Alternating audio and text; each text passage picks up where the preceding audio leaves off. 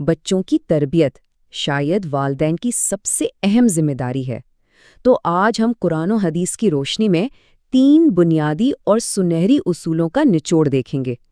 چلیے اس سفر کو شروع کرتے ہیں۔ دیکھیے یہ بات کتنی گہری ہے۔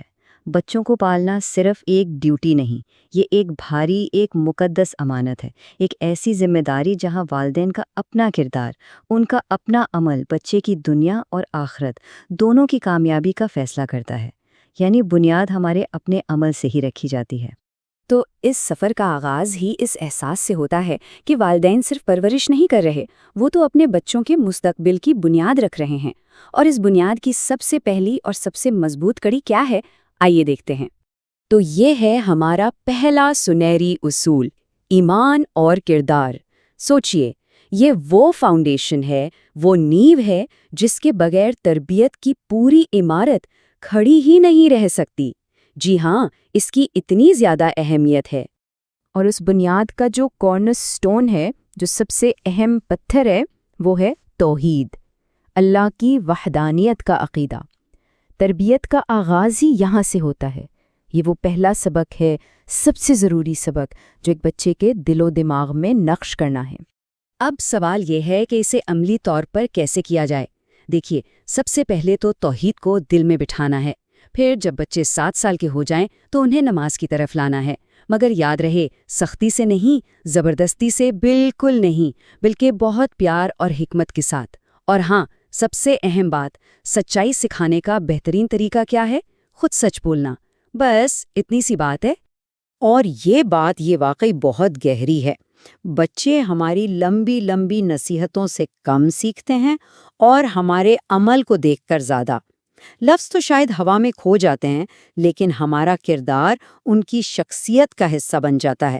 تو اس کا مطلب یہ ہوا کہ ان کے لیے ایک عملی رول ماڈل بننا لازمی ہے۔ اس کے سوا کوئی دوسرا راستہ نہیں۔ چلیے، ایمان اور کردار کی بنیاد تو رکھ دی، اب آتے ہیں دوسرے اصول کی طرف، جو ہے محبت اور انصاف۔ یہ آپ سمجھ لیں، وہ 2 پر ہیں جن کے بغیر بچے کی شخصیت بلندیوں کی پرواز کر ہی نہیں سکتی۔ دونوں لازم و ملزوم ہیں۔ غصہ اور سختی نہیں، اس کے بجائے بے پناہ شفقت اور حکمت۔ نبی کریم صلی اللہ علیہ وآلہ وسلم کی زندگی سے ہمیں یہی سبق ملتا ہے۔ تربیت کا نبوی طریقہ غصے کا نہیں، بلکہ محبت اور سمجھداری کا ہے۔ تو محبت تو ہو گئی، لیکن اس کے ساتھ انصاف۔ اور جب انصاف کی بات آتی ہے تو یہاں کوئی سمجھوتا نہیں، بالکل 100%۔ اس میں کوئی رعایت، کوئی کمی بیشی کی گنجائش ہی نہیں ہے۔ لیکن سوال یہ ہے، یہ 100% انصاف کن چیزوں میں ہونا چاہیے؟ ہر چیز میں، محبت میں، توجہ دینے میں، تحفے دینے میں، یہاں تک کہ تعریف کرنے میں بھی۔ اپنے تمام بچوں کے درمیان مکمل برابری، یہ بالکل لازمی ہے، کیونکہ کسی ایک کو دوسرے پر ترجیح دینا ان کے دلوں میں ایسی درار ڈال سکتا ہے جو شاید کبھی نہ بھر سکے۔ اور اب ہم آتے ہیں اپنے تیسرے اور آخری سنہری اصول پر۔ یہ ہے تعلیم میں رہنمائی۔ یہ ایک ایسا اہم پہلو ہے جس سے افسوس کے ساتھ اکثر والدین اسکول کی ذمہ داری سمجھ کر اس سے لا تعلق ہو جاتے ہیں۔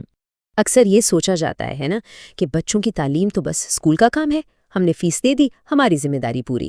لیکن کیا واقعی ایسا ہے؟ جواب بالکل صاف ہے، ہرگز نہیں۔ اسکول تعلیم دے سکتا ہے، بالکل، لیکن سیکھنے کا شوق پیدا کرنا، پڑھنے کا جذبہ دینا، یہ تو گھر کے ماحول سے ہی آتا ہے۔ تو اس لحاظ سے والدین کا کردار اسکول سے کہیں زیادہ بنیادی اور کہیں زیادہ اہم ہے۔ تو پھر اصل ذمہ داری کیا ہے؟ سب سے پہلے تو گھر میں ایک پرسکون، علم دوست ماحول بنانا، پھر ان کے اساتذہ سے متصل رابطے میں رہنا، اور یہ بہت ضروری ہے، بچوں کی چھوٹی چھوٹی کامیابیوں پر بھی انہیں دل کھول کر سراہنا، انہیں شاباشی دینا۔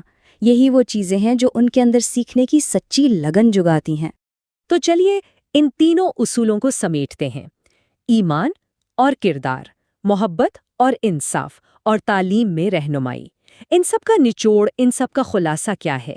صرف ایک چیز، کہ بچہ دراصل اپنے والدین ہی کا عکس ہوتا ہے۔